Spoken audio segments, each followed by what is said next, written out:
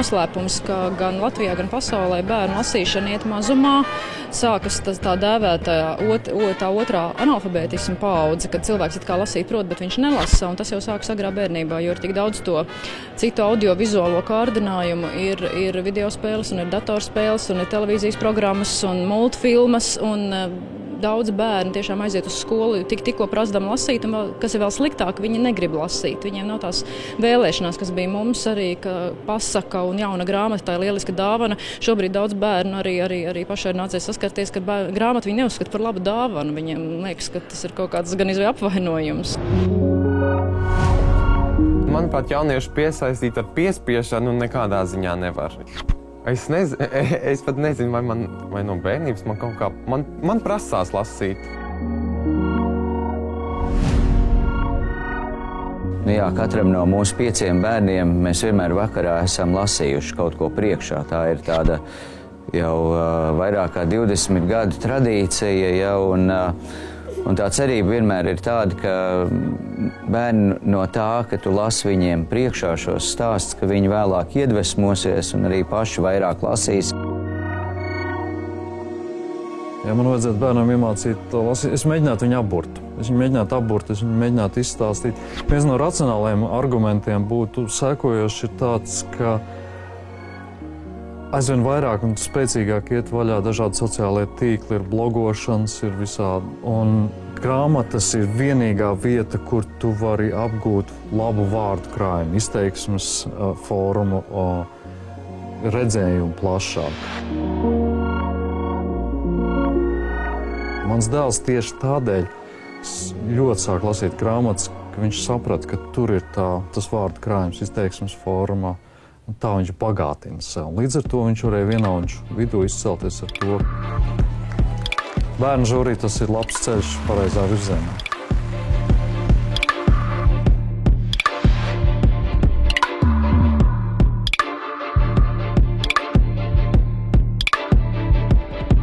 Īstenībā tādi paraugi ir sastopami visā Eiropā. Mēs iepazināmies ar šo programmu pirmo reizi, tas bija Holandē, un tā mēs izdomājam savu modeli. Un 2001. gadā mēs jau sākām kā eksperimentu.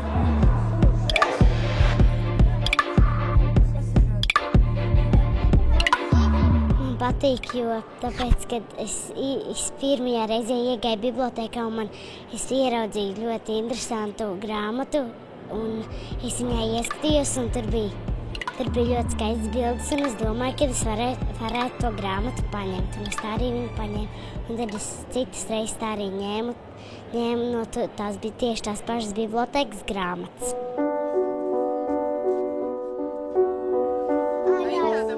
Bērnu žūrī.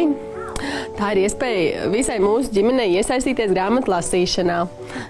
Galvenais lasītājs mūsu mājā patiesībā ir vecākais bērns, Mārta. Viņai ir 9 gadi, un viņa lasa ļoti sen jau. Viņa jau lasa kopš 5 gadu vecuma.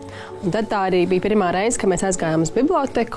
Es atceros, ka viņa bija šausmīgi laimīga, jo tur bija ļoti daudz grāmatas.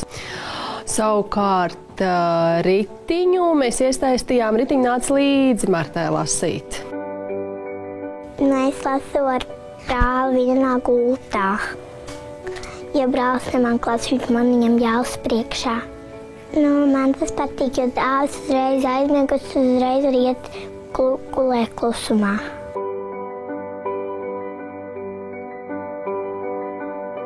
Mums ir 4 bērni.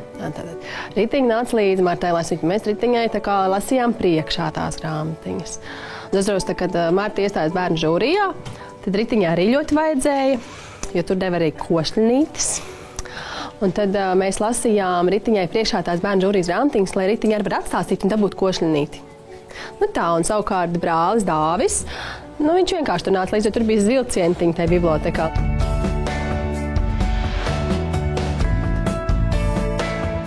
Es tā nevaru iedomāties, kā tas ir nelasīt. Protams, mēs pie tā ļoti strādājam, vai ne? Mēs ejam, piemēram, uz bērnu dārzu, pie mazajiem bērniem. Mēs pārģērbamies par ļoti interesantiem tēliem, par mūmāmām, par vārnām, par kurmīti šajā gadā, vai ne? Un mēs aiznesam grāmatas, izņemam šīs grāmatas, parādam, apspēlējam visas tās lietas, kur mēs tur šogad bikses sev līdzēji gatavot, vai ne? Mums ir Petra Lācenīta līdz, kurai skaists kleids bija. Tas viss notiek caur tādu rotaļu. Un tad tie mazie bērndārznieki nonāk 1.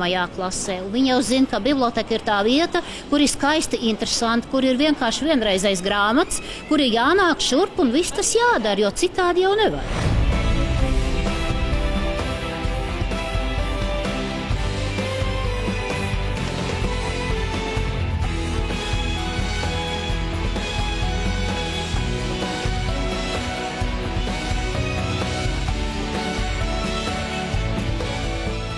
Man mīļākā grāmata bija Kormītis un bikses. Es aizēju mājās, tad es izmācos vispirms, un tad es apsēžos savā gultā un lasu. Mana māsa Linda dažreiz man patraucē, bet man ir pilnīgi vienalga. Es neklausos viņā.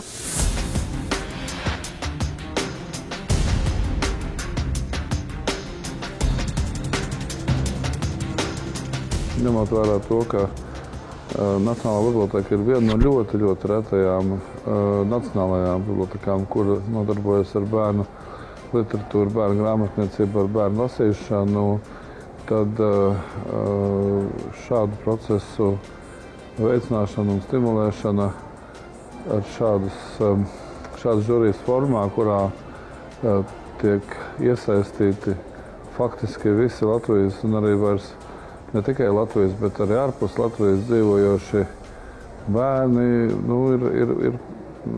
tas, manuprāt, ir ļoti nozīmīgs pasākums.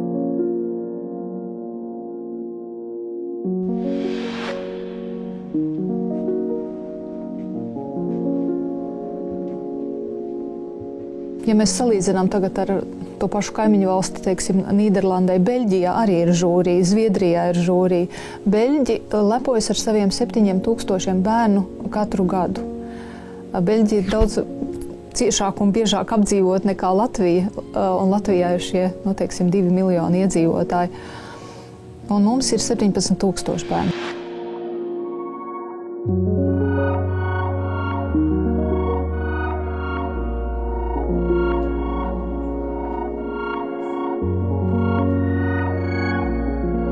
Toreiz es vēl biju pavisam jauns, kad es pieteicos, tāpēc, ka beigās bija tāds saviesīgais vakars, kā saka. Bet nē, tās grāmatas arī tagad, kas ir manai vecuma grupai, ir saistošas, un es tās lasu arī ne kā žūrijas biedrs, bet jā, tas arī pašam palīdz jaunus apvāršņus, piemēram, latviešu literatūru atklāt, jo pirms tam nemaz nevar zināt, ka tādas grāmatas ir, ja īpaši par to neinteresēs. Mēs visi sekojam līdz tagad lielai lasīšanas šiem svētkiem. Lielākā daļa no tiem, kas piedalās šajā pasākumā, ir jaunās paudzes cilvēki vecumā līdz 30 gadiem. Tas nozīmē, ka tā ir tieši tā publika, kura bija pēdējos 14-15 gados iesaistīta šajā bērnu žūrijā. Un, manuprāt, tas ir ļoti nozīmīgi un izcili.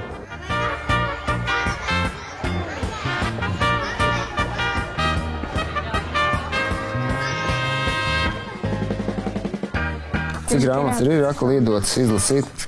5.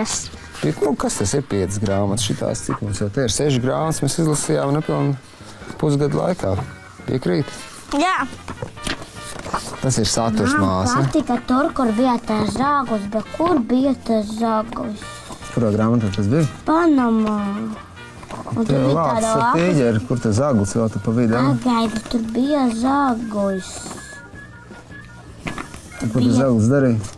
Zāgulis viņiem kaut ko nolaupīja. Jāsaka, ka es esmu ļoti apmierināts šo bērnu žūrijas darbību, jo esmu pietiekoši konservatīvs, un varbūt mana dzīves pieredze liecina par to, ka arī savulaik es diezgan daudz lasīju, gan būdams vēl mazs zēns, gan arī, protams, vidusskolas laikos, kur bija ļoti izteikti obligātās literatūras apgūšana.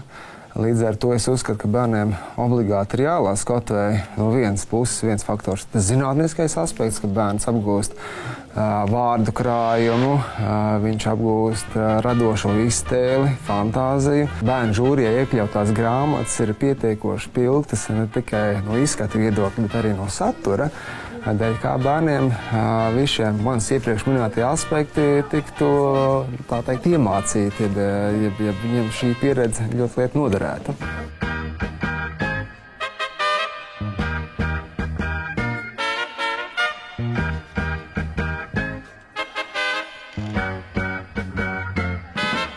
Grāmatas un to autori cīnās par gada grāmatas titulu, kas tiek iegūts lielajos grāmatu svētkos Rīgā katra gada pavasarī. Uz to sabrauc bērnu žūrijas dalībnieki, skolotāji, bibliotekāri un vecāki no visas Latvijas.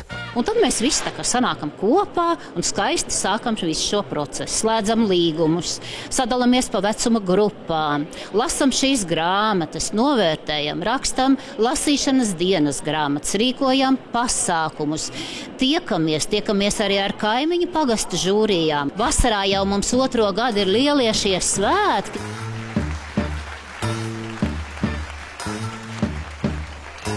Es sāku ļoti aktīvi lasīt apmēram arī 7 gadu vecumā, un tā pasaule mani, varētu teikt, pārņēma uz vairākiem gadiem. Un arī man bija tādas pašas lasītāja dienas grāmatas. Es arī rakstīju, ko es esmu izlasījis, kas man ir iepaticies. Bērni, pateicoties šai žūrijai, viņiem ir pamudinājums lasīt. Tas ir, ikdienā vienmēr ir dažādas lietas, ko darīt, bet, kad ir konkrēts uzdevums, jāizlasa tādas grāmatas, viņi to godīgi arī un apzinīgi izdara, un paši pēc tam arī ir priecīgi. Kad man bija 2 gadi, mana mamma sāka mācīt man alfabētu. Tad es sāku skaitīt viens pats, un mana mamma nepalīdzēja. Kad man palika 4 gadi, es jau gāju bērndārzā, un tad man bija jālasa grāmatas. Es domāju, ka tas būs garlaicīgi, bet tas īstenībā nav garlaicīgi bērniem, kas jau sāka lasīt. Bērniem visiem ir interesanti. Un, ja tev nav interesanti, vienkārši mācies lasīt daudz.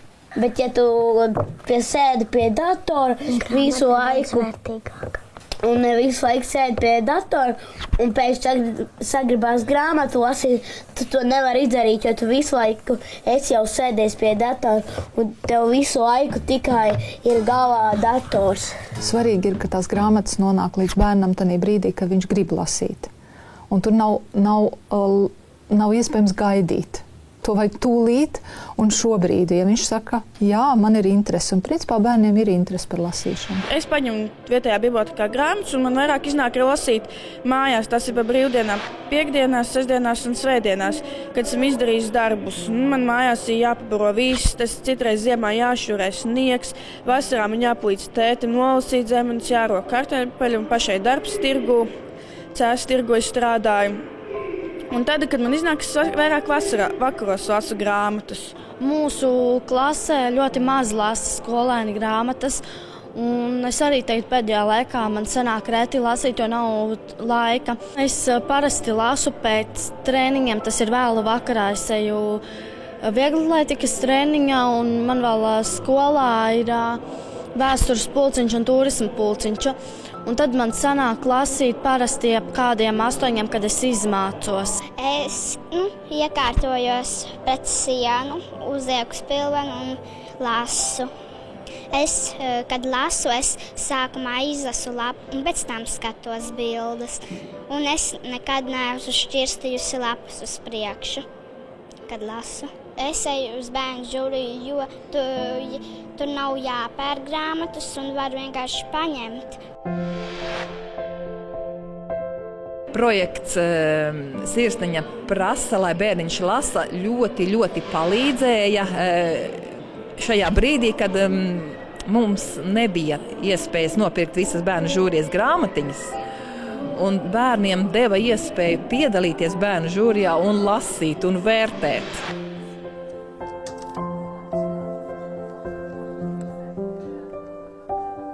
Atbalsta biedrība vāc ziedojumus satura projektiem, piemēram, bērnu žūrijai un projektam Sirsniņa prasa, lai bērniņš lasa. Mēs zinām, ka Latvijā ir ārkārtīgi daudz talantīgu un apdāvinātu bērnu, un šis procents ir augstāks nekā vidēji pasaulē. Pie tā mums ir jāstrādā, lai šī nacionālā bagātība tiktu maksimāli izmantot, un lai katrs bērns, katrs jaunietis arī savu potenciālu attīstītu pēc iespējas augstākā līmenī. Sāksim ar pasaku studijām, sāksim ar bērnu grāmatām dažādām. Un tad es domāju, ka mums ir lielākas cerības sagaidīt šo brīvās valsts pilsoni, kurš zina, kas ir valsts un kāda ir arī gan viņa dzīves sūtība, gan šīs valsts ilgtermiņa attīstības mērķi.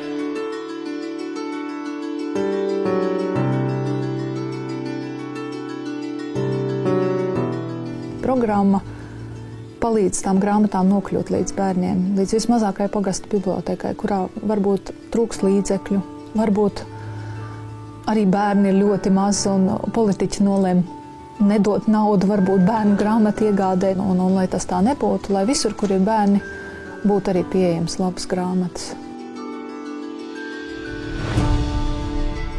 Bērnu žūrija ļoti vērtīgs projekts arī izdevniecībām, jo tad mēs redzam, kāda ir lasītāja atsauksme, kāds ir šī atgriezeniskā saikne, kāda tipa grāmatas bērniem patīk. Nu, tad ir arī stimuls strādāt tālāk.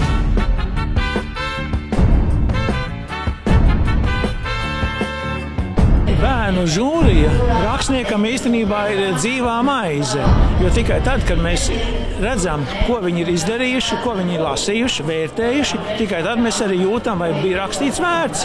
Man, piemēram, pašam bija ārkārtīgi interesants piedzīvojums Mālpilī, kad bērni bija sagatavojuši īpašu filmu.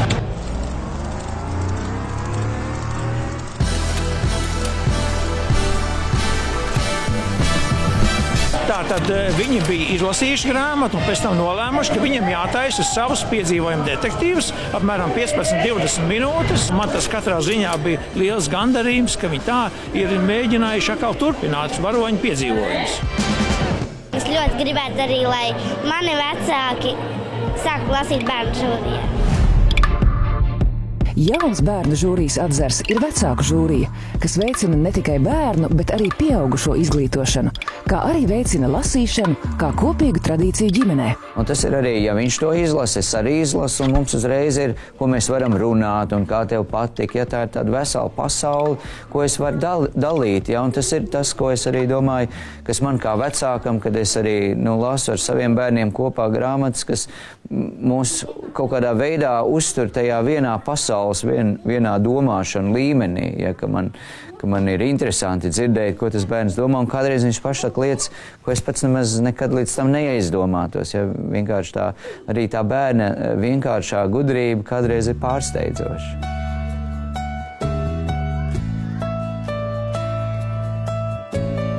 Grāmatu starts. Pirmais lasīšanas komplekts, ko Latvijas Nacionālās bibliotēkas atbalsta biedrība, iecerējusi 3-gadniekiem, kas atnāk uz bibliotēku. Tā ļoti gudrā pūce, un tā ir pirmā grāmatiņa.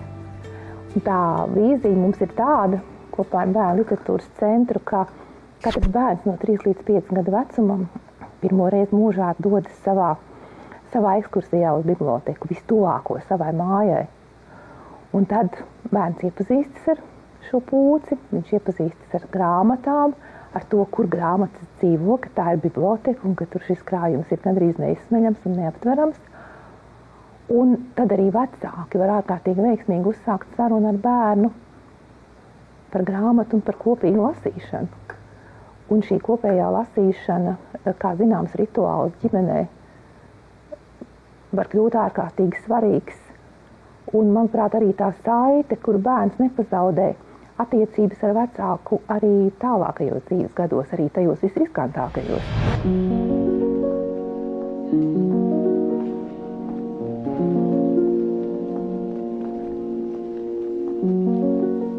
Ir 660 bibliotekas pieteikušās. Un tās nav tikai bibliotekas Latvijā, tie ir arī diasporas centri visā pasaulē. Tur, kur latvieši ir aizceļojuši, mēs viņiem dodamies pakaļ ar savu žūriju. Un tie ir 38 pašlaik, mēs ceram, ka vēl kāds pieteiksies. Tātad Eiropā, Amerikā un Austrālijā. Viņi lasa tās pašas grāmatas, ko latviešu bērni šeit.